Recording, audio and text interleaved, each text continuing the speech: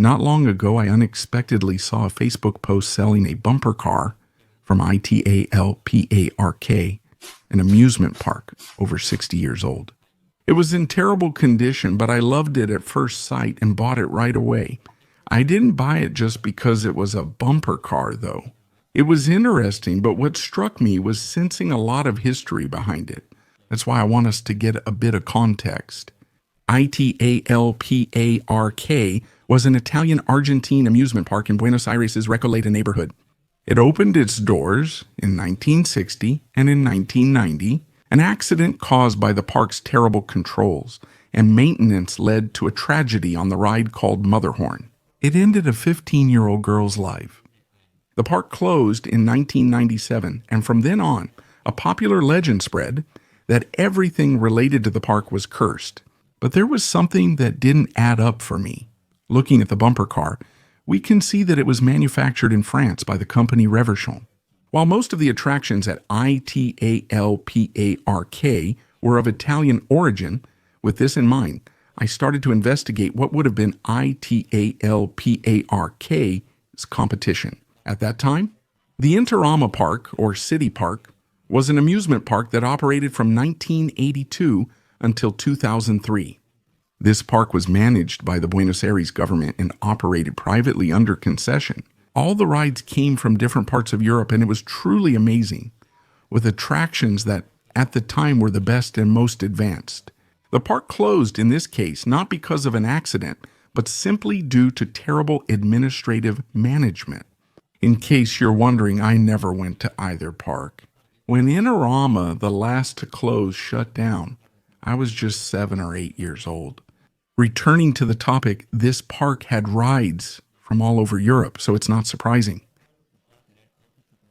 I started going through all the archives I found about these two parks until one photo caught my attention. It was a photo of some bumper cars for kids, which were clearly the same as mine. You can see some yellow ones in the back, which was the original color of my bumper car. We may actually be looking at the same bumper car from 40 years ago.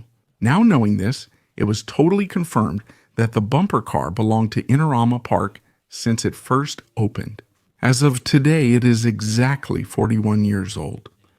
The condition it was in was terrible. Keep in mind that many rides in this park were abandoned outdoors, which accelerated their deterioration. The car is made entirely of fiberglass, which impressively was in one piece. All this time it hadn't broken or cracked, although it did have a lot of dents, scratches, torn off pieces, and there were even parts where it had been punctured just to put in a screw that wasn't original and didn't belong. It lacked a seat and backrest, and the upholstery was torn or in poor condition. On the sides, the car had some chrome rods that were quite distinctive. Some of them were very dented or badly scratched. To start remodeling it, the first thing I did was to dismantle everything. I wanted to leave only the fiberglass shell. I started by removing the remaining backrest and everything that was left of the upholstery, foam, and trim. I also took out all the chrome pieces. Everything was screwed in, not glued, which is interesting. They figured out how to assemble it all with screws. Clearly, all the screws were rusted. When I tried to remove them, they would break, so I had to cut them all with a grinder to take it apart. The front piece, which would be the hood, could be removed, so it would give me more freedom when restoring it, since I could do it separately. And now everything is disassembled. The first thing I did was give it a thorough wash and remove all the dirt that had built up over these 40 years, more or less. Using a heat gun, I removed the decals it had, which you could barely see anymore. They were all faded white. But apparently it was something related to the engine technology. I sanded everything down to remove anything else that might have stuck to it, and to leave the surface nice and smooth and a bit porous. That's when I started with the fiberglass restoration. I not only had to repair the scratches, but I also had to redo several areas where the fiberglass was really messed up. I used high-quality automotive putty to get the best possible result. In the places where there were scratches, I just gave it a light surface coat, but in the areas where I had to rebuild, I applied a good layer on top, trying to make it as good as possible, so it could dry, and then I could sand it with 100 50 grit sandpaper until I restored the original shape. This process is somewhat repetitive. There were places where I had to apply putty 3 or 4 times and wait a day between applying the putty and sanding.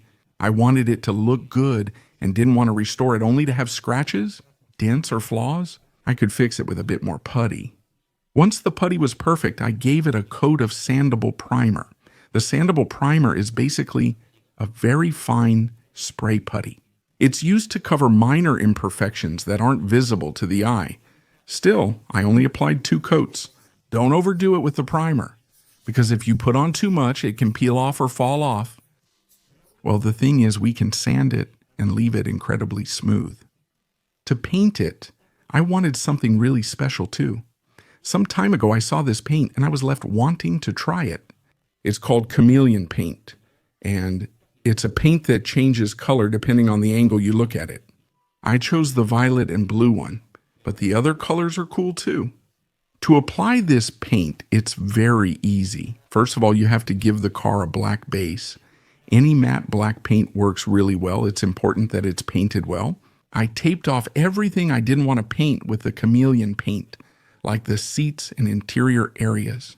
If everything is painted black, should we just apply 2 coats of chameleon paint? You'll quickly see the effect. Keep in mind that the paint works together with the black background. Don't use too many coats of paint, or it will lose the chameleon effect. You'll need to sand it, repaint it black, and apply another coat. Honestly, I loved the result. To make it even better, I gave it about 3 coats of glossy automotive lacquer. This is just a clear coat that gives the paint its shine and also protects it from possible scratches and things like that. Finally, I polished it completely. To speed things up, I attached an adapter for round sandpaper to my screwdriver, but used a polishing pad instead of sandpaper. Initially, I tried restoring all the chrome details, but it was honestly very difficult. They have a sort of C shape, and it's not as easy as what I did. I just tried to leave them as good as possible and install them, but honestly, I didn't like them. I removed them and replaced them with chrome tape of the same size, which looks the same, serves the same purpose, and includes adhesive. It's as simple as cutting, measuring, and sticking it on. Still, I kept this small piece of the original chrome as a keepsake to connect it to its original form. The manufacturer's plate was pretty damaged, but there wasn't much I could do. I used some paint to make the background letters readable, showing the manufacturer's name, country, and logo. I applied a lacquer coat for protection, riveted it back in place, and that was it. Now it was my turn to redo the upholstery. Honestly, I have no experience with this, so I did it in the simplest way I could think of. I bought 2 meters of black faux leather fabric and also 2 meters of 1 centimeter thick foam. I applied a coat of special glue to both, which I know as contact cement, and basically it's about giving a layer to each thing you want to stick together. And once it dried, we put them together and they stick really strongly. Once that was done, I put a piece of paper on the cart where the upholstery was going to go and used a marker to trace everything I needed to cut. This way it's easier, since we just stick the paper onto the foam and cut it. I cut about 2 centimeters extra so I could fold it inward and the edges would look nice. After cutting it, I placed a metal strip with holes over the edge and riveted the upholstery. This way, folding it later keeps everything even and neat. I glued the rest to the little car with the same glue as before. It's very strong, so nothing else is needed. I repeated the process for the small details next to the steering wheel. For the seats and the backrests, I bought a thin piece of wood about 6 millimeters thick and cut it to the size of the original ones. On top of that wood, I glued another piece of the upholstery I made earlier and also glued it the same way, but overlapping it inward behind the wood so it would look neater. Originally, the little car came with the backrests screwed on, but I thought it looked kind of ugly. I decided to glue them on using polyurethane foam, which is very strong, and to finish the seat, I made it the same way. I tried to make them as thin as possible because, let's say, there isn't much space to sit. The car had 2 lights, the rear and the front ones. Luckily, the rear one was in good condition, so I just cleaned it and riveted it back in its original place. For the front ones, one was missing and the other was broken, so I had to rebuild them. Using tape, I filled the space where the light would go and marked it with a pencil. I stuck it onto a 4mm thick piece of clear acrylic and cut it out using a jigsaw. To make it look nicer, I gave it a coat of smoked effect spray paint, which is like a tint but in aerosol form, and that's it. With the lens properly cut and polished to make it neat, I riveted it back into place, and that's how they turned out.